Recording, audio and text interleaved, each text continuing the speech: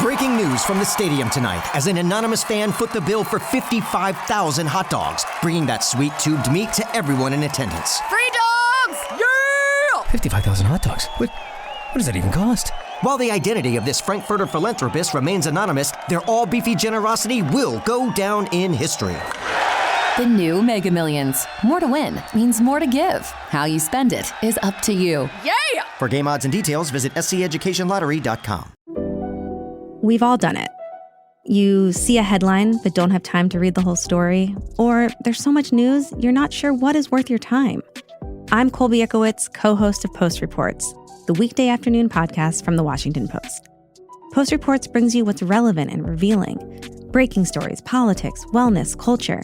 Each episode goes beyond a headline for the context you need. Find Post Reports now, wherever you're listening. Deciding on what to listen to is hard. Using Zumo to stream music from iHeart 90s Radio is easy. Or play iHeart Country or Hip Hop Beats. Your choice, all for free. Stream easy with Zumo Play. Get live and on-demand entertainment with no logins, no signups, no accounts, no hassle. This May, stay in and binge American Hustle starring Bradley Cooper, Christian Bale, and Jennifer Lawrence, Layer Cake with Daniel Craig and Sienna Miller, and Snatch with Brad Pitt. All streaming free on Zumo Play. Go to play.zumo.com now. Life is hard. Zumo is easy. Well, it's later with Mo Kelly on KFI AM 640. And let me get to this final thought. And it's connected to a conversation I had with Jackie Ray during Beyond the Box Score. And it's something we've touched upon before, but we have to update it. I don't like when people want to have it both ways. Supposedly, you're about principle, you have strong beliefs, but a lot of times you want it both ways. You want, as they say, your cake and eat it as well. I don't like when someone wants to hold me to a standard that they themselves can't meet or have no intentions of meeting. Super Bowl MVP and Philadelphia Eagles quarterback Jalen Hurts chose not to go to the White House with the rest of his team today as part of the White House celebration for champions. The visit was announced earlier this month, but it was never a foregone conclusion. I say that because the team opted not to visit the White House when the organization last won the Super Bowl in 2018. But today was the team celebration at the White House. And in the weeks leading up to it, Jalen Hurts and others were asked incessantly about whether they would attend. In fact, we have video of it right now on our YouTube channel. But this is not the players inviting the scrutiny. This is the media asking them over and over again, are you going to go? If not, why? What are the reasons why you would or would not go? And that has influenced our expectations, both positive and negative. But it's not something the players have encouraged, not Jalen Hurts. In fact, he's had no comment about it at any time. There are some who continue to say that players have a responsibility to show up, and they will say things like, it's about honoring the president. I've heard that again and again, honoring the president, respecting the president. Well, that's weird because it actually isn't. It's about honoring the team. The team won the championship. The team got the invite. You're celebrating the team. And it's a bit dishonest to pay more attention to Jalen Hurts not attending, who said nothing, as opposed to a player like Freddie Freeman for the Dodgers, who also didn't show up, supposedly because he was injured. I think he played the next night, so I guess he felt better. Are we supposed to believe the Freeman injury excuse, but not Jalen Hurts? Because in a media sense, there was far more focus on Jalen Hurts for whatever reasons. But again, this is why we need to do away with the tradition. I have been consistent. Do away with it. It's not about citing. It's about ending. It no longer holds the same perception. Traditions do come and go. Just this past weekend, for example, the White House Correspondents' Dinner went without a comedian. That broke tradition. That too was done because the politics of the day just couldn't be overcome. It's just not the same anymore. And another tradition, the president used to attend that event. Donald Trump broke that tradition during his first term as president. My point is, Traditions come and they go. My point is, it's been done. Traditions are not forever. You don't have to continue traditions which are either out of step with the times or put those connected to the tradition in uncomfortable or impossible situations. I do remember telling you about musicians and performers who've received considerable pushback for performing for the Trump inauguration, including artists like Snoop Dogg. It wasn't always like this, but it's like this now, like it or not. For as much as we talk about free speech, and this goes back to principles and having it both ways, we got to be mindful that free speech, it's a conversation. It's not just a monologue. You have your say, I have my say, athletes have their say, the president has his say. But like I said at the top, we can't have it both ways. Sports has always included politics, always, from Jesse Owens at the Olympics to Muhammad Ali to Tommy Smith and John Carlos. Oh, you probably don't know who they were. You better Google them. To Jackie Robinson, to Billie Jean King and Bobby Riggs, the list is endless. Regardless of decade, politics have been part of the sports landscape. But we've never had a time in which a president was so actively involved in political dialogue surrounding sports in so many ways. It's just different now. Nonetheless, we can't have it both ways. If the expectation, and I'm coming home, if the expectation is that athletes are to all visit the White House when invited, then there should be equal emphasis on the president staying out of sports commentary, which would include trans people in sports. You thought I forgot. Can't have it both ways. Be angry at both or be angry at neither, but you got to make a choice. Otherwise, principles don't matter. For KFI AM 640, I'm Mo Kelly.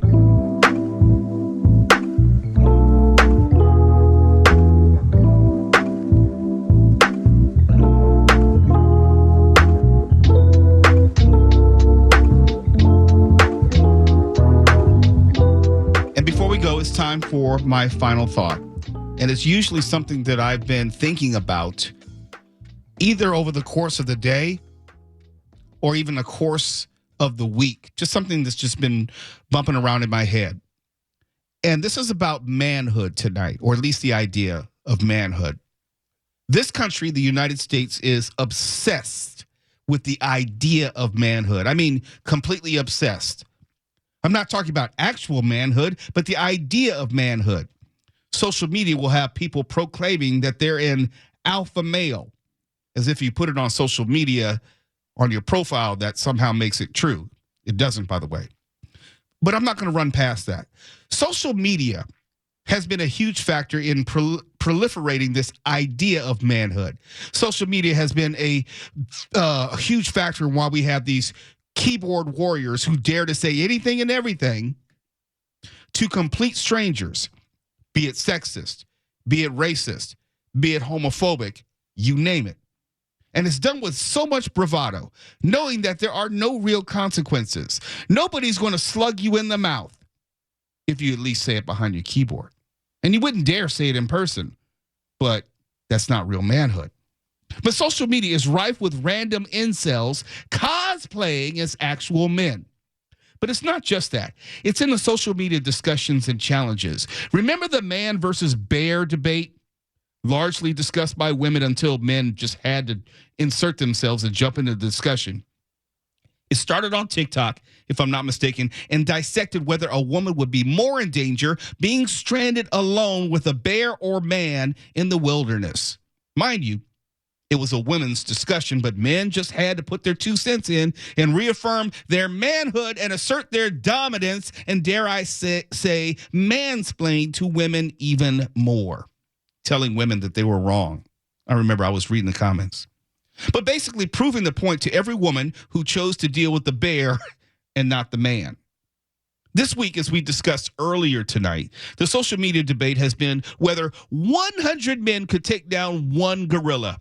And if you read any of the discussions, there were plenty fantastical accounts, not only of men being able to prevail, but somehow men connecting themselves to the 100 men who would be successful. Imagine that. Again, this fantasy of the idea of manhood, supposedly less dangerous to women than a bear, yet more formidable than a gorilla. Neither is true, but let men tell it. We are the savior of women and America. The memes of Donald Trump, somehow hyper-muscular superhero, are never more than one click away. We've collectively, as a society, have been unable to get over this obsession with the idea, the caricature, the mythology of manhood. The problem with ideas, caricatures, and mythologies, none of them are real. I would just be happy to see men walk on the correct side of a woman when walking together on the street.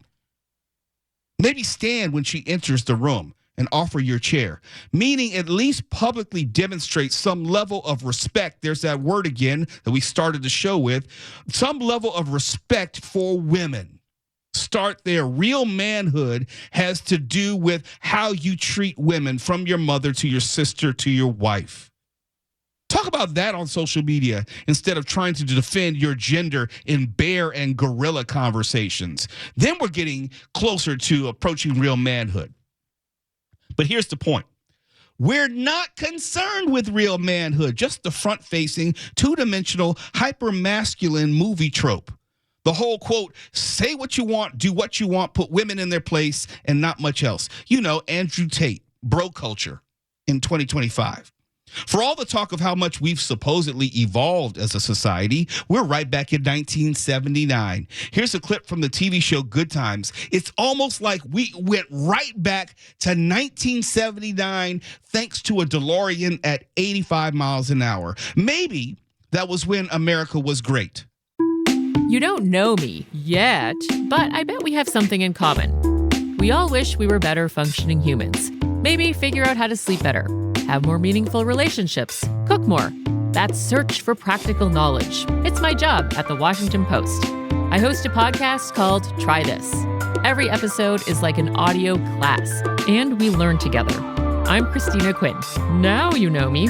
Check out Try This wherever you're listening.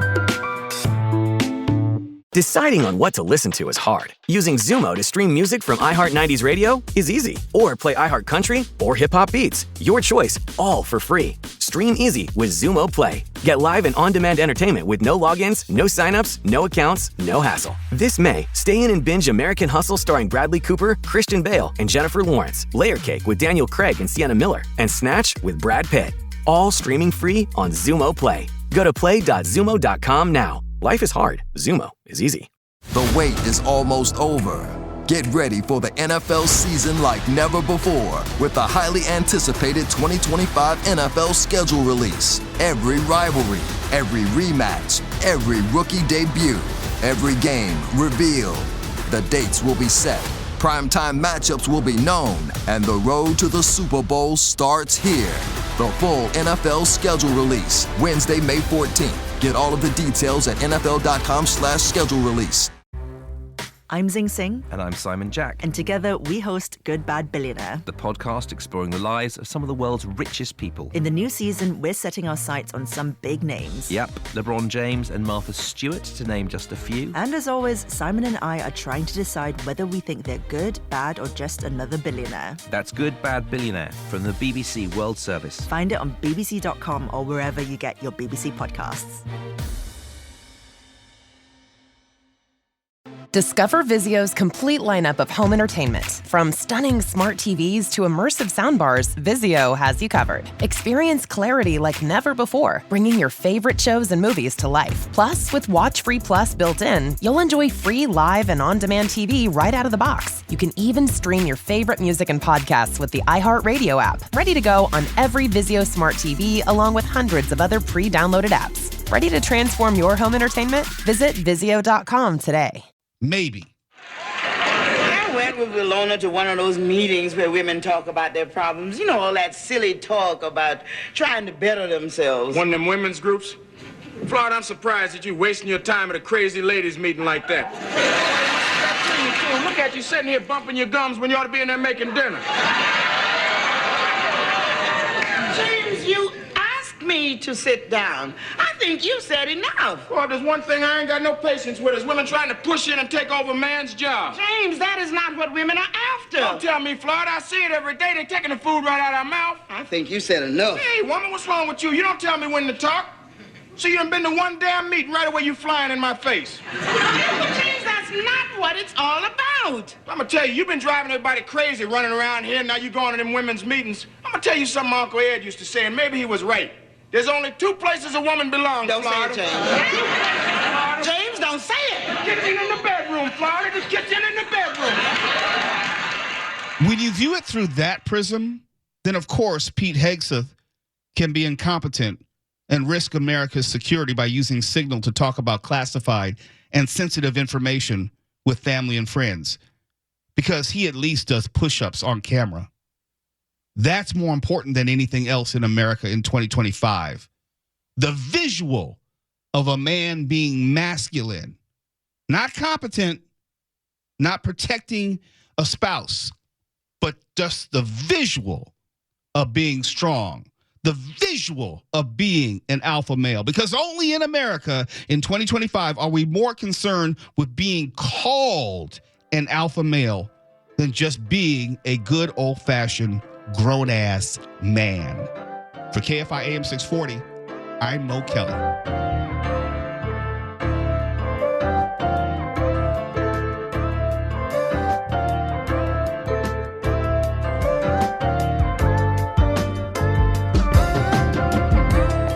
I am a news junkie. That should surprise absolutely no one.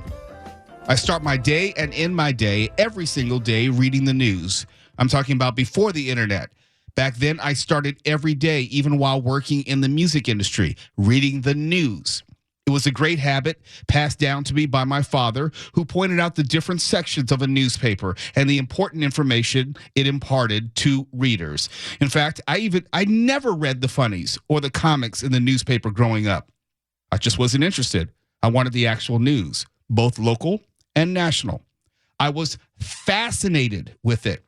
Yes, I read the sports section, but I always looked for what was on the front page. I know people under 30 don't know what a front page is anymore, or what above the fold means, or what the letters to the editor are or were. I get it. Times have changed, and thanks to the internet, times have changed really fast, including the news. But I woke up every single morning during the week as a child and read the Los Angeles Times. Sports section first, then Metro, then the front section. Front page. And in many ways, it made me the news-infused, curious person I am to this day. I knew the LA Times wasn't the New York Times in terms of quality of reporting, but it was still, at least for a time, the preeminent newspaper in California and maybe on the West Coast. But that time is long gone. The LA Times lost roughly $50 million last year. This is according to Adweek. Yes, newspapers have been on the decline, no doubt. But the problems for this newspaper have been less about the proliferation of online media and more about the paper's internal issues. The LA Times have had a robust podcast subscription base. It did, at least in the past. It had for a time an upward trending print and online subscription base. Times were difficult, no pun intended, but the LA Times was still somewhat healthy and reputable, at least until billionaire Dr. Patrick Soon-Shiong purchased the paper back in 2018. And as long as he allowed the news outlet to just be a news outlet, it was surviving. But the moment Soon-Shiong decided his personal politics were more important than the news mandate of the outlet, it all went to hell. And unfortunately, we live in an age where many, well, maybe most people, are news illiterate. If it's, if the shoe fits, so be it. Not knowing the difference between news and opinion, facts and feelings. Soon-Shiong, he actively involved himself in blocking reporting, which didn't show President Trump or previously candidate Trump in an unfavorable light. He blocked it. Not because it might be inconsistent with reporting of actual facts, but was inconsistent with his personal politics. He blocked the editorial board endorsement of Kamala Harris in the presidential election. And regardless of whether you liked or disliked Harris, the purpose of any editorial board is to offer its collective professional and informed opinion after months of coverage of a race. Any race. In fact, they're usually endorsements across all races. But that never should involve the personal politics of the owner. Because the moment that happens, the Los Angeles Times or any outlet, print, radio, television, ceases to be a news outlet. Emphasis on news. It is then propaganda and nothing more. You're no longer hearing the reporting of what's going on in the world. You have someone manipulating thousands and thousands of readers for the sake of one person. Some ideas, believe it or not, are actually indefensible. Some people are actually indefensible. Some political candidates are not defensible. But it's the responsibility of the fourth estate to serve as a check on government power. It's fair to question whether an outlet has an inherent bias. It's not fair to restrict news coverage because you own the outlet and because certain news coverage is in opposition to your personal political interests. There's a distinct difference between an outlet leaning one way or a slant in another direction and outright working to get a candidate elected. We've seen it with the TV show 60 Minutes more recently. We've seen it with the Washington Post and Jeff Bezos. And of course, the Los Angeles Times, which has now lost $50 million in revenue, 25,000 subscribers, and absolutely all of its credibility. The point tonight is that print news media has a tremendous responsibility in not only reporting the news, the who, what, when, where, why, how, but providing what will be the official historical record of the times in which we live. The Los Angeles Times has failed on both accounts and has earned every bad thing which is now happening to it. You don't get to present yourself as a news outlet and expect people to pay for a personal, pet, political project. Farewell, LA Times. Nice knowing you. For KFI AM 640, I'm Mo Kelly.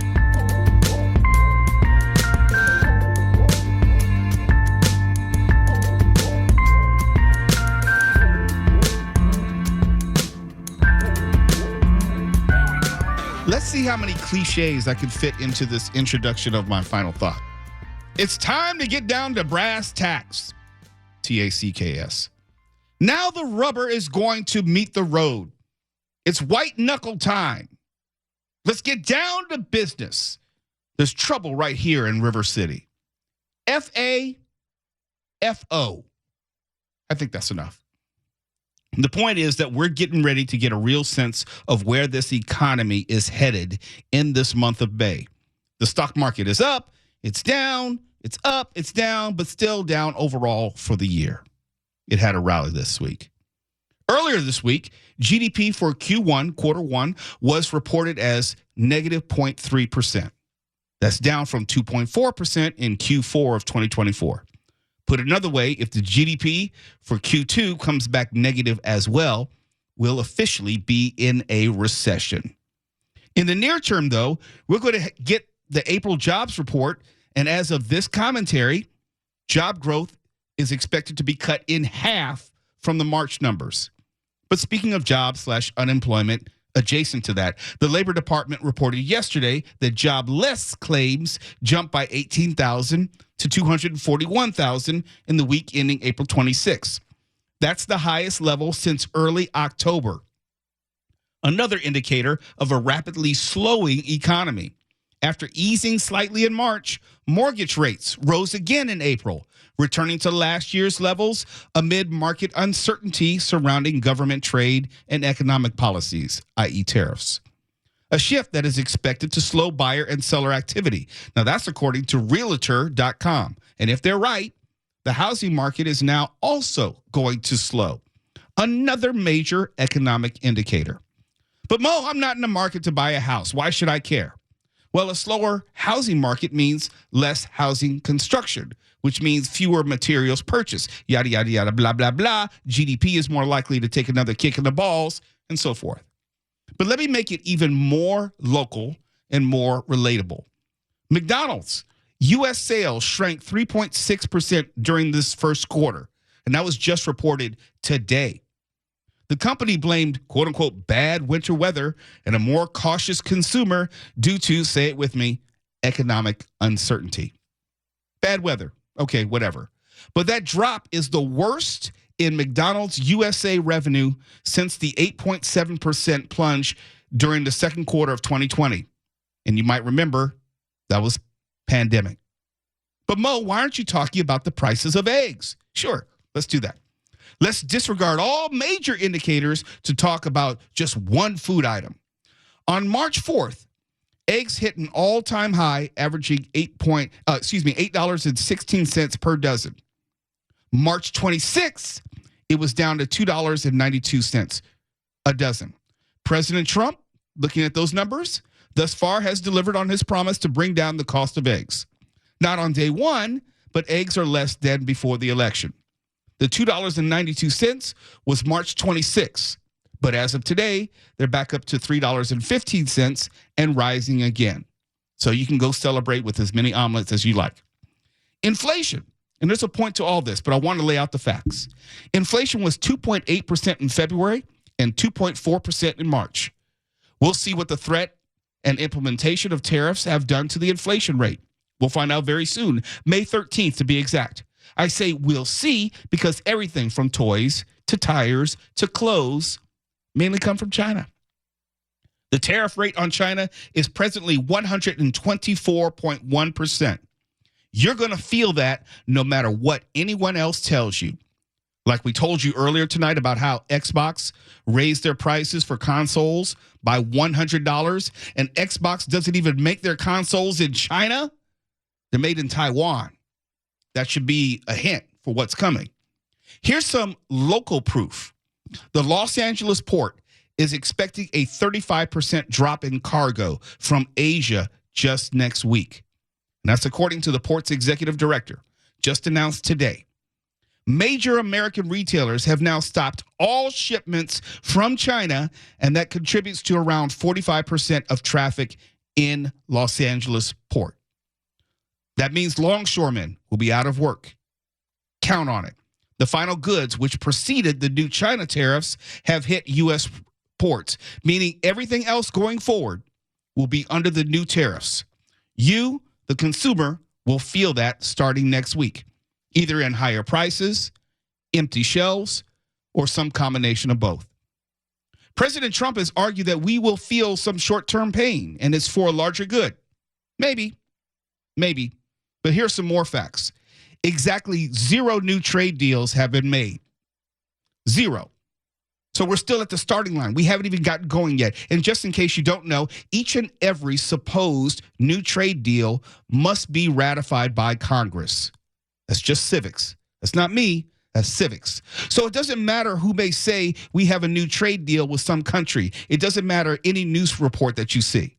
Until it is ratified by Congress, it doesn't exist. Now, let me get back to the idea of short-term pain, and I want to take my time with this.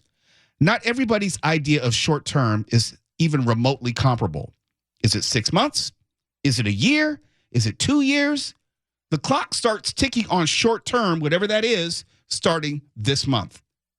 The stock market volatility, that was all about uncertainty. That's why it went up, it went down, it went up, it went down. But May and moving forward will be about the real, not the hypothetical, nor the theoretical. So let's be clear. This is not going to be resolved, Stephen, you were asking. This is not going to be resolved before the holiday season. It not only impacts purchases by corporations for the holiday season, but also seasonal hires. It's all been fun and games arguing on social media. I love doing it, going back and forth with you and others about what is actually happening in our economy. But now you will start to see and feel the road, the rubber as it hits it. It's bumps and potholes. Short term is relative. Everybody has a plan. Pay thresholds are relative. Everybody thinks they can withstand pain. But remember, like Mike Tyson used to say during his heyday, everybody has a plan right up until they get hit in the mouth. Well, I'm here to tell you, punches start this month. You better stick and move. For KFI AM 640, I'm Mo Kelly.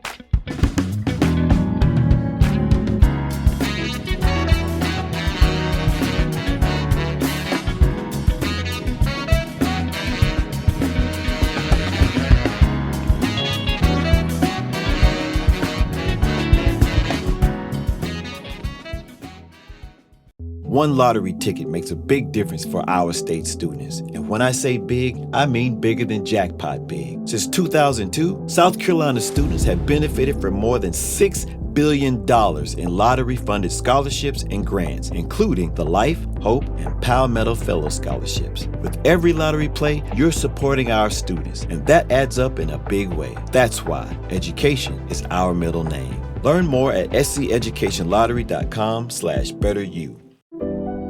We've all done it.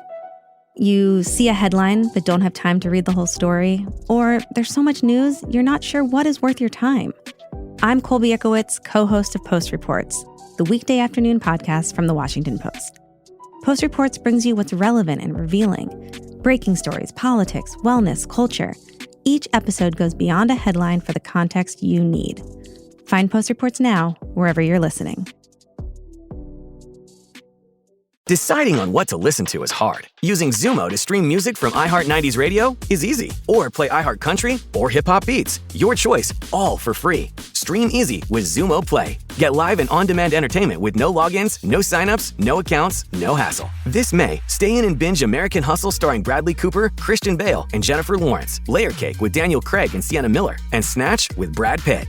All streaming free on Zumo Play. Go to play.zumo.com now. Life is hard. Zumo is easy.